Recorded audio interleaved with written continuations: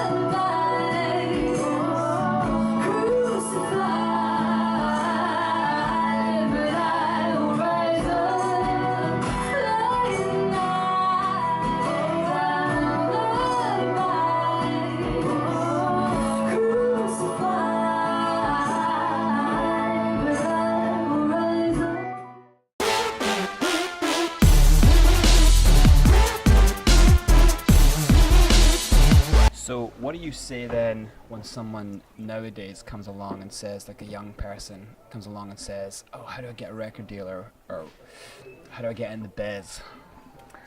I don't know the answer to that question. It's such a different time when I was signed to now that I have no clue. It is like different industries, isn't it? It's like it's not like I guess the film industry is changing as well, but the music industry was so specifically one industry in the 90s, maybe like all of the 90s, and then it was like, you know, it's constantly been changing. It got faster and faster and faster with technology, and now it's just like a new app comes through and the whole industry changes, and everyone runs around like headless chickens, not knowing what to do, not knowing what the game is. The algorithm changes, so it's like, and that you can, It's like if someone says, how do I get a record now? My first thing is always, why? Why do you want one? Like, this is the most empowering time for a musician ever. If you can get money anywhere, if it grew on trees, would you go to a bank and ask for a loan? You wouldn't, right?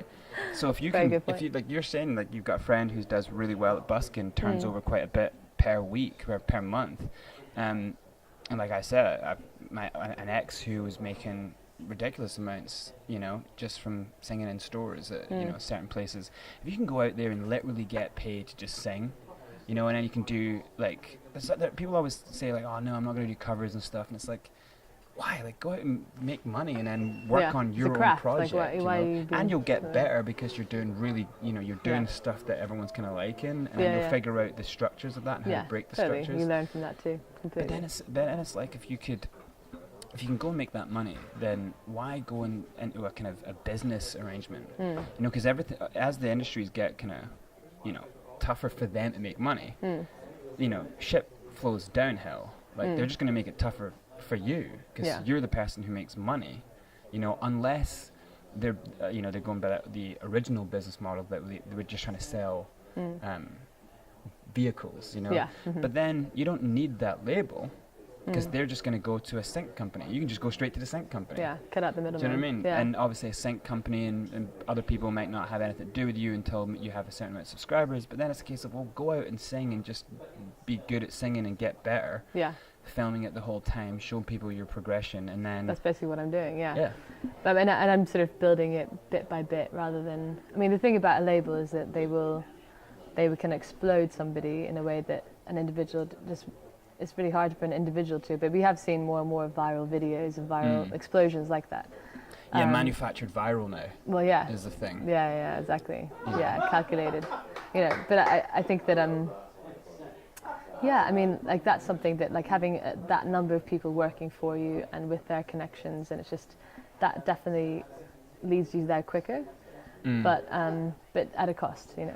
Yeah, so. And that's the thing that doesn't add up for me is I mean, if you go into a structure where it's like, yeah, you've got a whole team of people. I've had this recently where I've had a whole team of people, and one of the companies that a few years ago I let kind of my music be on, and they did this thing that was really cool actually. They're quite forward-thinking company, but they did this thing. They're called the Orchard. I may as well say I'm gonna fuck, but they're called the Orchard, and they're actually they've got so many catalogs. They're one of the biggest companies in music now. But they did this cool thing where they got like students from King's College to come and work on bands' projects, you know, and that was hands on deck. Yeah. But what I ended up having to do is school all the people so much on what the band was about, on how we talk to our fans, how we do this, that it ended up being irrelevant because it didn't take the time away. So when you think about the type of people who work at labels, they're not they're not cool, they don't have a history of understanding where you're from. So what can they do other than the hands on deck of like, basically what I say is, because if the reason to go to a label is that there's loads of people, you know, and they'll give us, you know, they'll just do so much stuff. I don't want to think about this and that. It's like, well, then all you need is a couple good friends. Well, yeah. You know, like, or instead of like, and especially with singer-songwriters, because it feels like it's so mine, you know, and it is hard to let go. But if you just brought a friend in and said, look, if you do all my social media stuff, or if you do this, if you like work on this with me, then I don't mind sharing the profits with you, you know. Yeah. And if more artists were more like, because people think that there isn't money there. It's like if you're working together with a team that you build, and fans are people who will do that. You know, if you bring fans on board to make your team, you know, like street teams used to be a great thing in the past. Yeah. You know, and actually, from my experience, I think street teams did more than anyone in the kind of early 2000s and 90s. When you say did, you think that's changed now? Oh yeah, I mean, I think, well, I still think fans are doing more for artists than any labels are, and I think they're just so overlooked. It's like they're the only people that count. It's the artists and the fans. Yeah. Totally. You know, the in-between people try to find money and a business inside that little pocket, and it's like actually all they do is convolute things and put distance between the fans. So labels will try to tell you, oh, we think you should do this for your next record, and it's like, who gives a fuck what you think? Like, I like this music. I'm listening to this group now. I'm changing my whole style. I've been listening to Daft Punk on fucking ecstasy all fucking weekend. What the fuck are you talking about? You know, like, what do they know? You know, you're the creator, you know? And then they'll do something, and you'll be like, on this road, I want to do this now. And the great freedom as a musician is that you should be able to just do that. And it's a trap if you ever don't feel like you can just change your style. You should never feel like trapped, you know? Like, even if you made like 6 hip-hop records, like, all right, make a fucking dance record. And if you can't just do that, then you're trapped, you know. Totally. And fans will always rather see a progression. You know, they'll want to change with you. Every time you get a new set of fans, it's a chance to get more going. But a label will go, no, you're the amount of times I got told in my career, like, oh no, why are you going punk rock? Like, you're rap. Like, what? You know, you're messing with the program. It's like, well, haven't you seen the amount of bands they're not in the kind of, that they don't have their fans telling them what they're listening to. They're not in the groove. They're just people who work in a building. You know, and it's kind of a shame when young people come through dying, and even like older people and people who have been in the business but maybe never got that deal. That's a real hard thing to see. Like people who want a deal so bad. And it's like, man, the fact that you don't have a deal and you never had a deal, you've got all your rights. You just need one thing to go off, and you're going to be rolling in it, you know?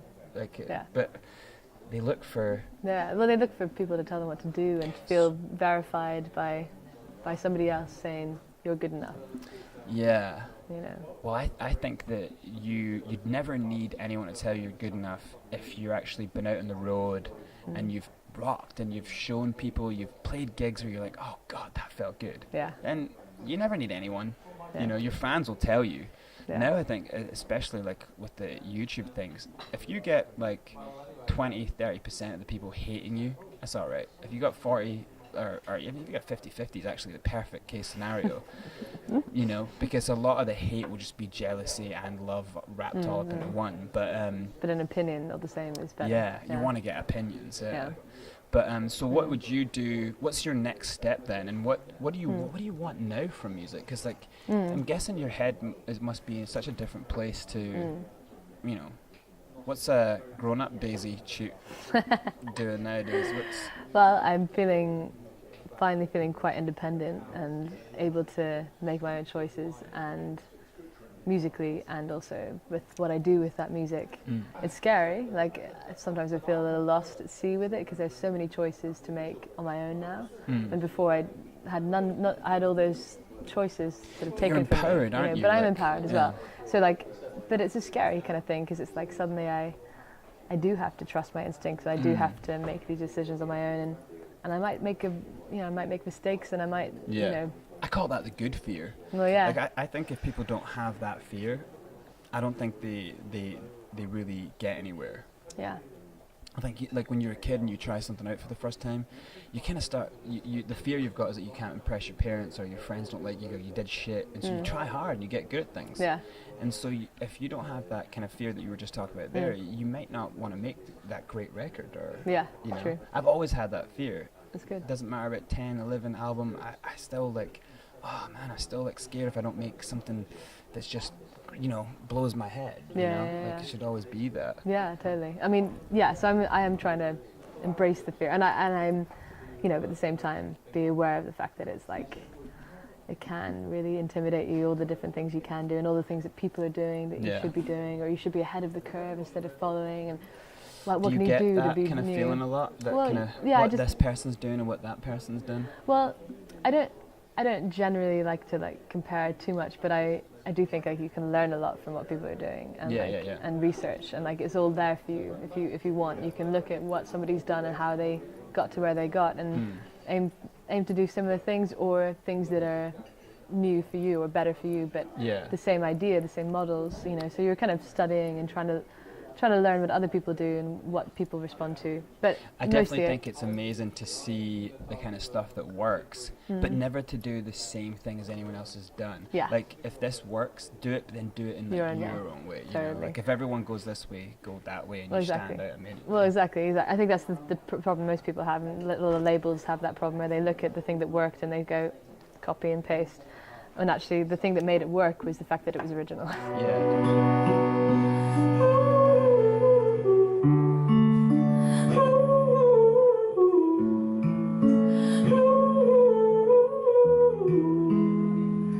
I will rise up. You can say what you wanna say.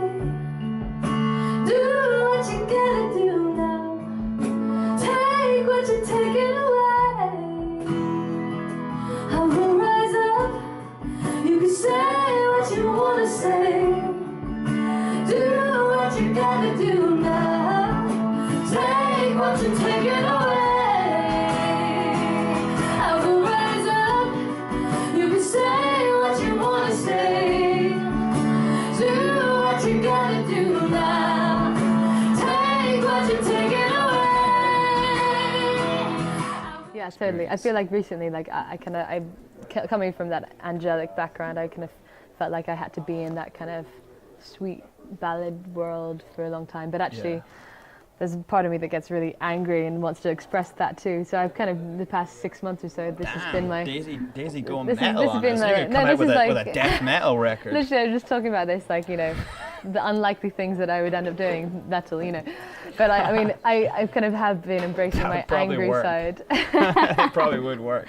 Metal and classical it goes one yeah, on one. that's true. But I mean, I'm not doing that much classical, really, if I'm honest. But going from the folky stuff into like what people are calling Angry Daisy, which is like my sort of Angry new Daisy, songs. just turning up with a with a you know, amped up acoustic guitar, just like doing one or two songs and smashing the guitar on the stage, doing a line of coke off the monitor, like fuck y'all. Exactly, that's the new brand. That's the new brand of Daisy. But you're really like successful though, because like, you know, last time we spoke, you were talking about like there's a movie offer and stuff, and don't talk too much. I don't know if you're allowed to talk about it. Yeah, I can talk a little bit, but Well, tell us all about it then.